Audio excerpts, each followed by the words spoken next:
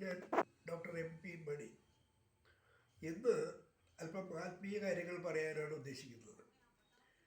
ഏതാനും ദിവസങ്ങളായി വാർത്തകളിൽ ശബരിമലയും അയ്യപ്പസ്വാമിയുടെ കഥകളും അവിടുത്തെ എന്തൊക്കെയോ വാർത്തകളും ഒരുപാട് നിറഞ്ഞു വന്നുകൊണ്ടിരിക്കുകയാണ്. ഞാനാകെ 2 പ്രാവശ്യം ശബരിമലയ്ക്ക് പോയിട്ടുള്ളൂ. 1985 ഔദ്യോഗിക ജോലിയുടെ ഭാഗമായി കോട്ടയത്ത് താമസമാക്കിയത്.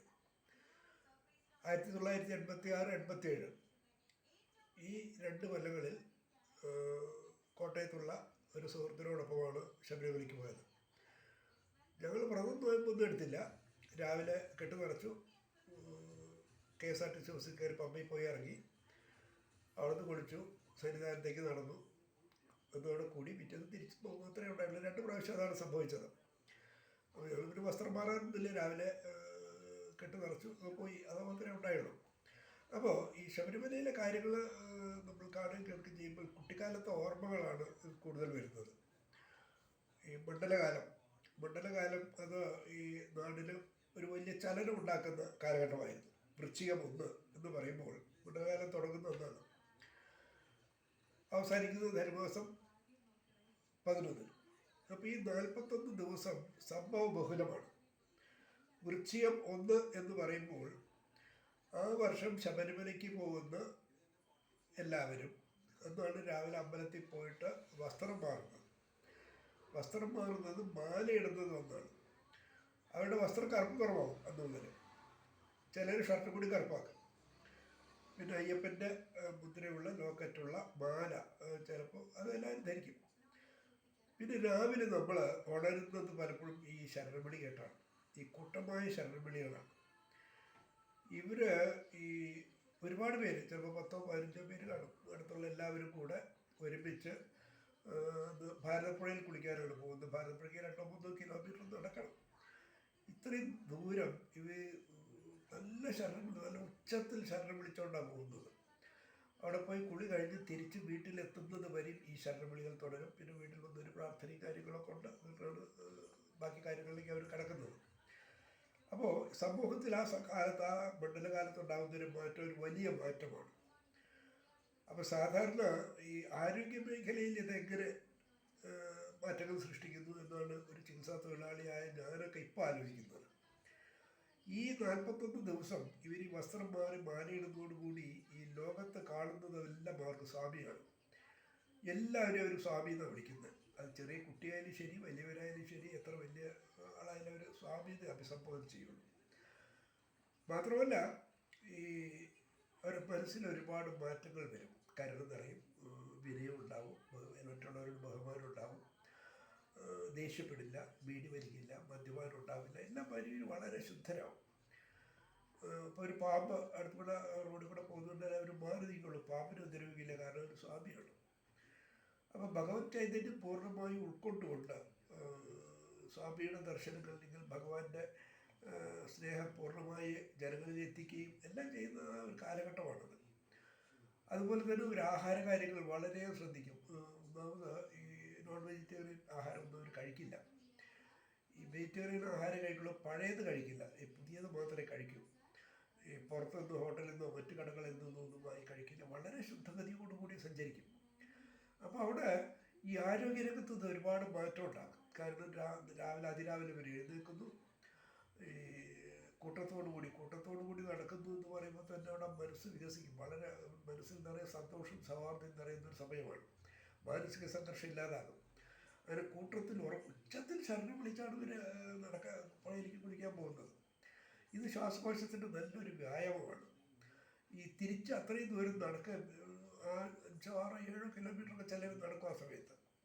അതോടുകൂടി ഇവരുടെ ഈ രക്തസഞ്ചാരമൊക്കെ വളരെ നല്ല നിലയില്ലാതെ ഹൃദയത്തിന് നല്ല ബലം കിട്ടും ഇതിൻ്റെ ഈ എക്സർസൈസിൻ്റെ ഭാഗമായിട്ട്. പിന്നെ ഒരു ആഹാരം, ഈ കൊഴുപ്പ് കൂടിയ ആഹാരങ്ങളില്ല, മറ്റേ ഉപ്പ് കൂടിയ ആഹാരങ്ങളില്ല. ഈ ചിലർ ഈ അമ്പലത്തിൽ നിന്ന് തന്നെ ആഹാരം കഴിക്കുന്നവരുണ്ടാവും. അപ്പോൾ ഈ അമ്പലത്തിലെ ആഹാരങ്ങൾ, അമ്പലത്തിൽ പോകുന്നത്, ഈ ഇവർ രാവിലെ അമ്പലത്തിൽ പോയി മിക്കവാറും എല്ലാവരും അമ്പലത്തിൽ പോകും. അമ്പലത്തിൽ പോകുമ്പോൾ അവിടെ ആദ്യം നമ്മുടെ പൂജാരി കൊടുക്കുന്നതിന് തീർത്ഥം എന്നാണ് പറയുന്നത്. നമുക്ക് കയ്യിൽ ഒഴിച്ചിരുന്നു. ഈ തീർത്ഥം എന്ന് പറയുന്നത് കുറച്ച് വെള്ളത്തിൽ ഈ തുളസി, കൂവളത്തിൻ്റെ ഇല, തെച്ചിപ്പൂക്കിന് കുറേ സത്യത്തിൽ നല്ല ഔഷധ മൂല്യമുള്ള ഒരു ഇതായിട്ട് വേണം നമ്മളതിനെ കാണാൻ, ആ ജലത്തെ കാണാൻ. അതുപോലെ അമ്പലത്തിൽ നിന്ന് കിട്ടുന്ന ഈ നിവേദ്യച്ചോറാണ് പലരും ഇവർ കഴിക്കാറ്. അത് ഉപ്പിടാത്ത ചോറാണ്. അതാണ് ഇതിൻ്റെ പ്രത്യേകത. അത് ആരോഗ്യത്തിന് വളരെ നല്ലതാണ്. അപ്പോൾ മനസ്സിനും ശരീരത്തിനും ഒരുപാട് ശുദ്ധീകരണം നടക്കുന്ന ഒരു കാലഘട്ടമാണ് ഈ മണ്ഡലകാലം, ഒരു വ്രതമെടുക്കുന്ന കാലം. നമ്മൾ സൂക്ഷിച്ച് നോക്കിയാൽ എല്ലാ മതങ്ങളിലും ഇതുപോലെ നോയമ്പുകാലും ഈ മനസ്സും ശരീരവും ശുദ്ധീകരിക്കുന്ന കാലഘട്ടമുണ്ട് എന്ന് നമുക്കറിയാം. അന്ന് ഈ ശബരിമലയ്ക്ക് പോകുക എന്ന് പറയുന്നത് ഒരു വലിയ ചടങ്ങാണ്. കാരണം വീട്ടിലുള്ളവരൊക്കെ വളരെ മനസ്സിൽ ആശങ്ക നിറയ്ക്കുന്ന ഒരു കാലമാണ്. കാരണം ഇന്നത്തെ പോലെ സുഖസൗകര്യങ്ങളൊന്നുമുള്ള കാലമല്ല. അന്ന് ഞാനിപ്പോഴും ഓർക്കുന്നു, വൈകുന്നേരം ഈ എറണാകുളം വരെയാണ് ഇവിടുന്ന് തീവണ്ടിക്ക് ഇവർ പോകുന്നത്. എറണാകുളത്ത് ഇവർ ഇറങ്ങിയിട്ട് പിന്നെ തിരുവനന്തപുരത്തേക്ക് അവിടുന്ന് മീറ്റർ ഗേജ് വേറെ ട്രെയിനാണ്. അതിൽ കയറി കോട്ടയത്തിറങ്ങും. കോട്ടയത്ത് ഇറങ്ങിയാൽ അന്ന് അവിടെ തിരുനക്കര മൈതാനത്ത് ഇതിനൊക്കെ സൗകര്യങ്ങളുണ്ട് അവർക്ക് വിശ്രമിക്കാനൊക്കെ. അത് കഴിഞ്ഞാൽ ബസ്സിൽ എരുമേലി പോകുന്നു. എരുമേലിയിൽ ആരാധനക്രമങ്ങൾ കഴിയുമ്പോൾ പിന്നെ അവിടെ നടക്കുകയാണ് പമ്പ വരെ. ഈ നടപ്പ് കൊടും വനത്തിലൂടെയാണ്.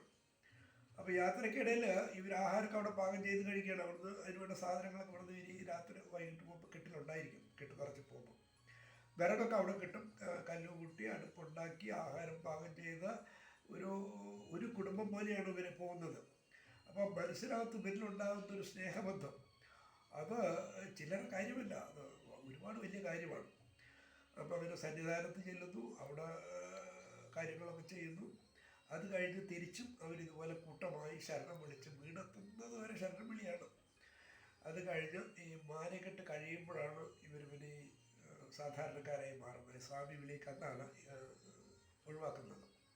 അപ്പോൾ ഒരു കൊല്ലത്തിൽ ഈ 41 ദിവസം അങ്ങനെ എല്ലാ വർഷവും സൂക്ഷിക്കുകയാണെങ്കിൽ ഈ ഹൃദയധമനി രോഗങ്ങളോ ഹൃദയാഘാതങ്ങളോ പക്ഷാഘാതങ്ങളോ ഇതൊന്നും ഇവർക്ക് സംഭവിക്കാൻ സാധ്യതയുണ്ടാവാൻ വഴിയില്ല.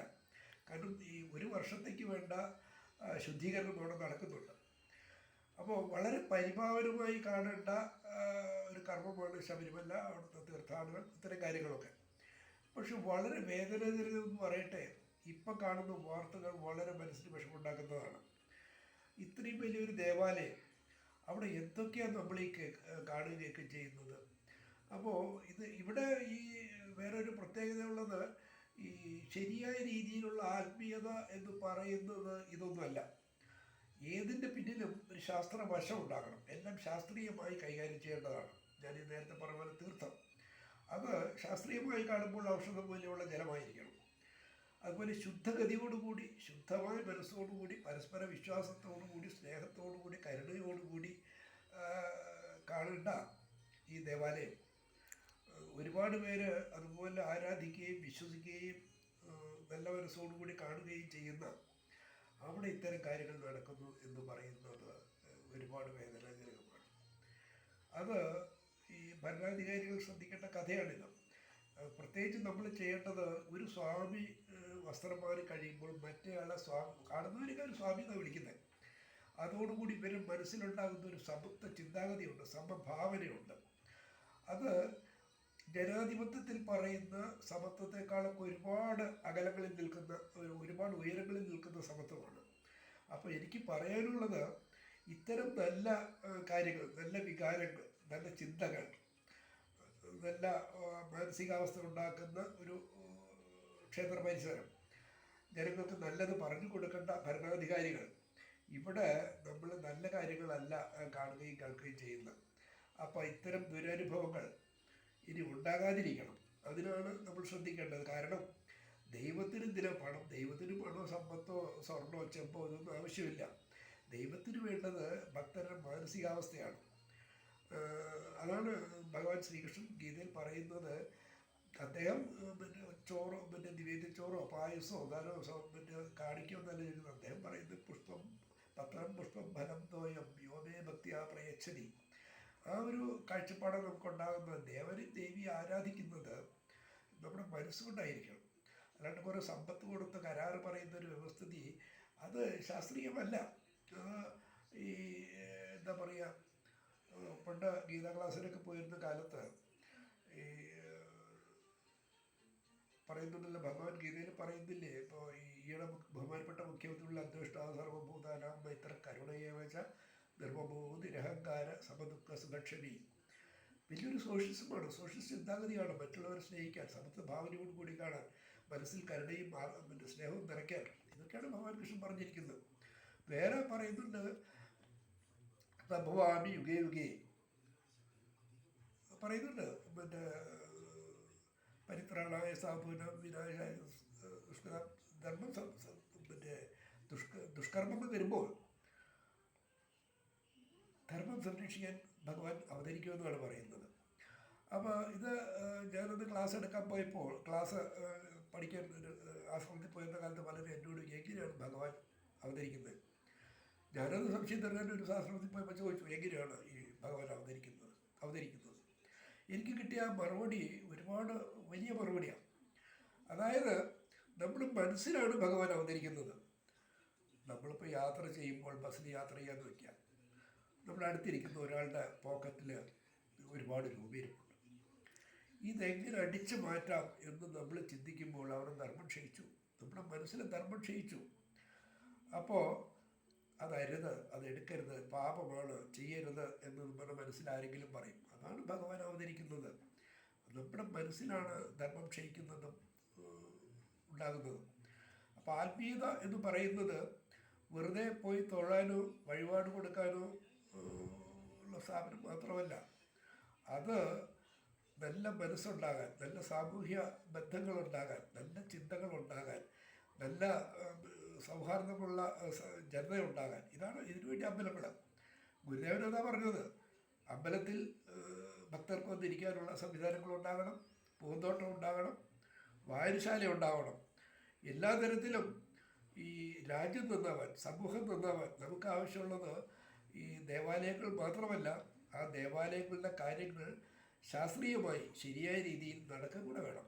എന്നാലേ പ്രയോജനമുള്ളൂ.